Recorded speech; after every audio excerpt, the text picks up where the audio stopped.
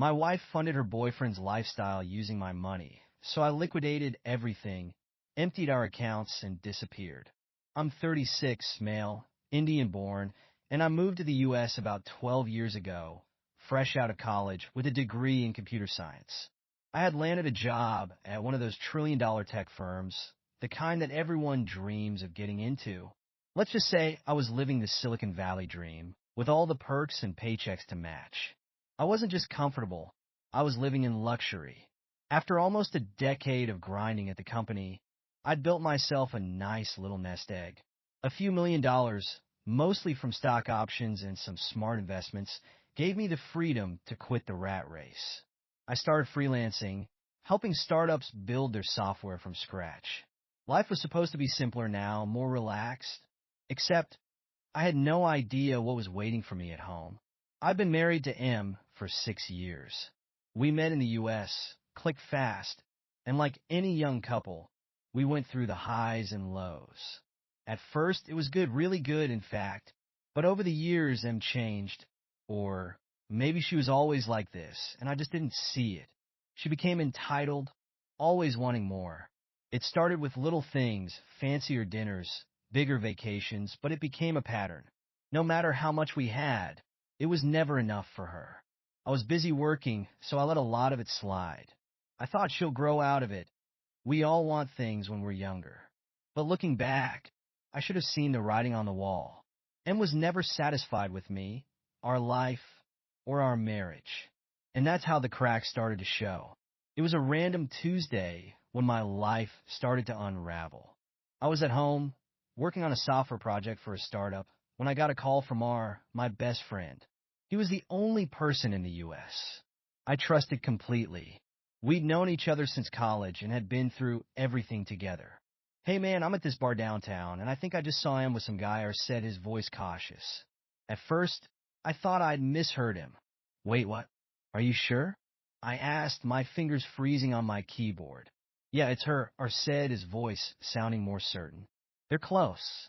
Real close. Definitely not just friends. I'm taking some pictures." I felt a pit open in my stomach. I didn't want to believe it. I mean, Emma had told me she was out with the girls. But why would her lie? He had nothing to gain from this, and we'd been like brothers for years. "I'm on my way," I said, grabbing my keys. The drive to the bar was a blur of thoughts. My mind was racing. Was this really happening? Was my wife cheating on me? I kept trying to convince myself that there was some reasonable explanation, but deep down I knew better. By the time I got there, and was gone. I was waiting outside the bar, his face grim. "She left a few minutes ago," he said, handing me his phone.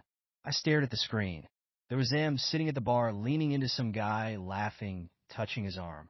They were too close for comfort. She didn't look like a woman, just out with a friend. Looked like she was with someone she had feelings for. "Who the fuck is that?" I asked, my voice tight. "I don't know," or said, shaking his head, "but it's clear what's going on." I didn't say anything, just kept staring at the photos. A part of me wanted to explode, to confront her right then and there, but another part of me knew I needed to stay calm. This was bigger than just a fling. This was betrayal. Months of lies, probably. She was playing me for a fool. "Thanks, man," I muttered to her, my hands shaking as I handed back his phone. I couldn't process it. I needed to think, needed to figure out what the hell I was going to do.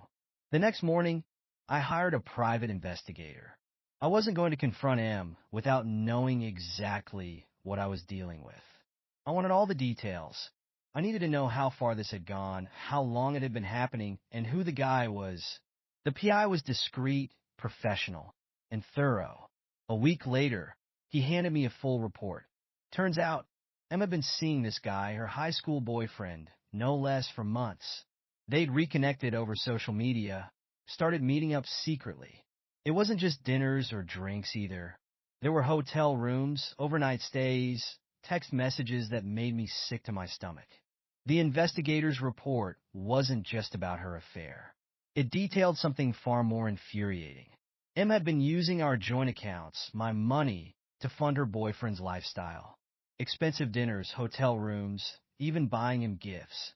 My hard-earned money from years of working in Silicon Valley sleepless nights, stock investments, was being used to bankroll this loser who couldn't even hold down a decent job. The guy wasn't just a fling. He was freeloading off my success, and M was happy to play along. I stared at the evidence.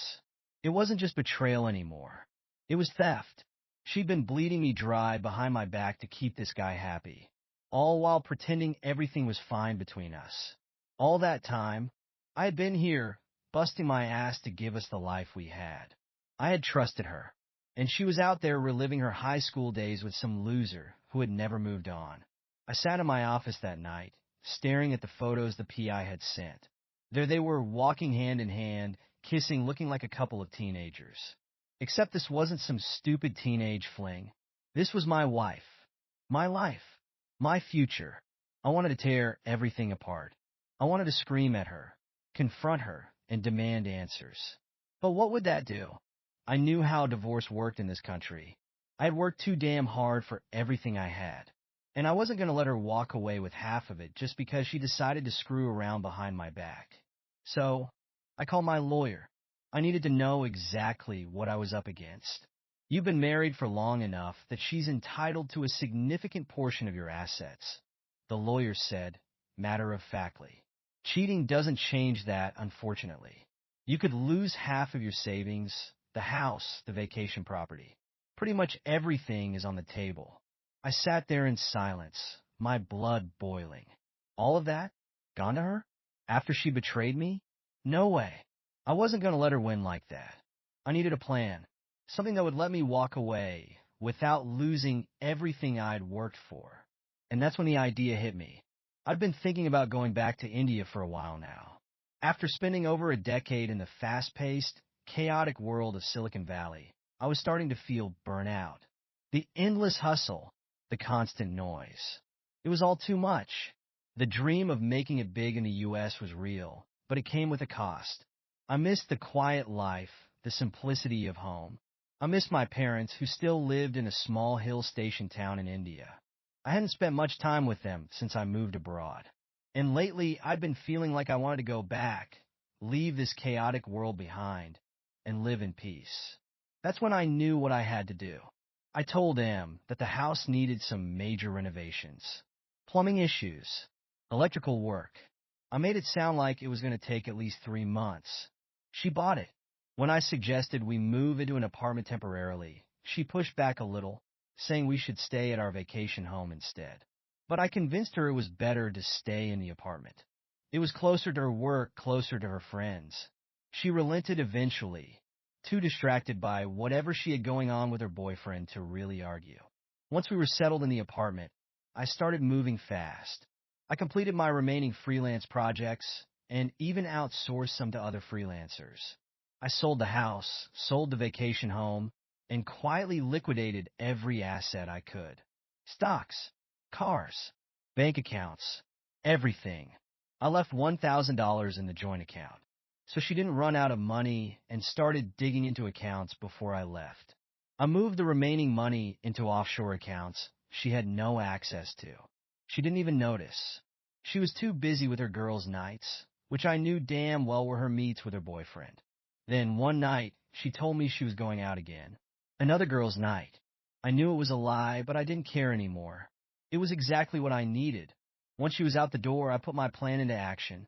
I grabbed the essentials: passport, cash, a few important documents, and my laptop. Everything else was already packed. R had helped me arrange everything.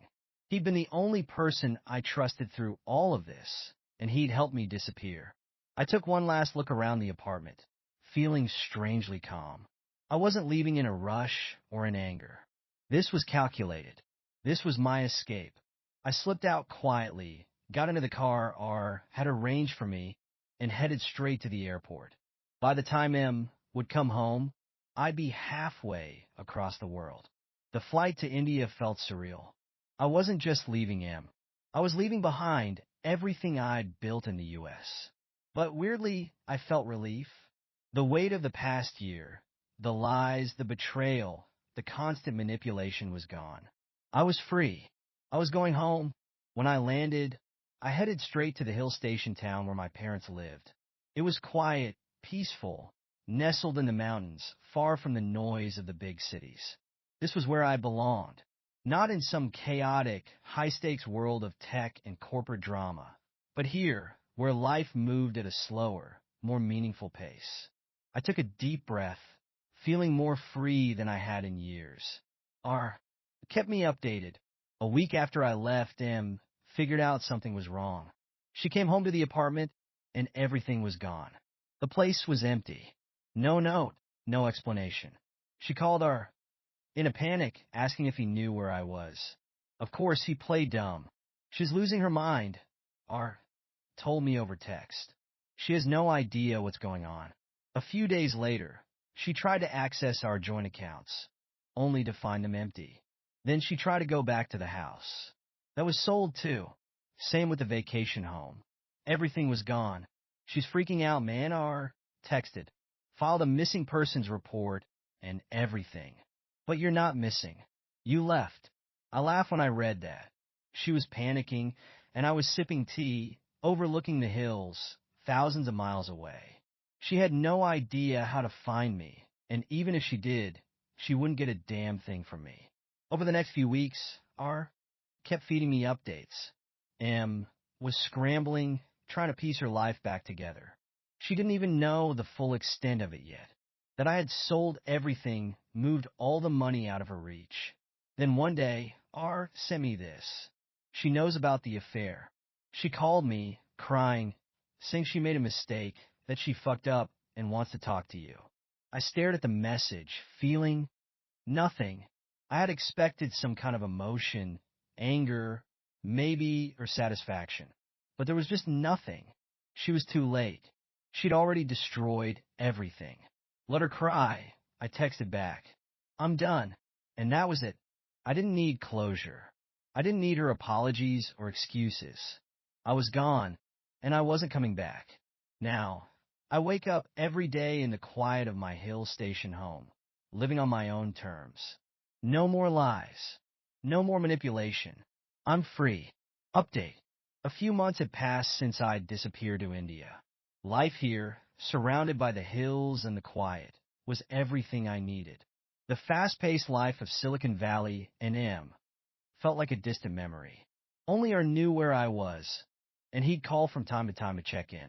One afternoon, as I sat sipping tea, R called. Yo, man, how's the monk life treating you? He joked. Peaceful. No drama. Just the mountains. It's good, I replied. R chuckled.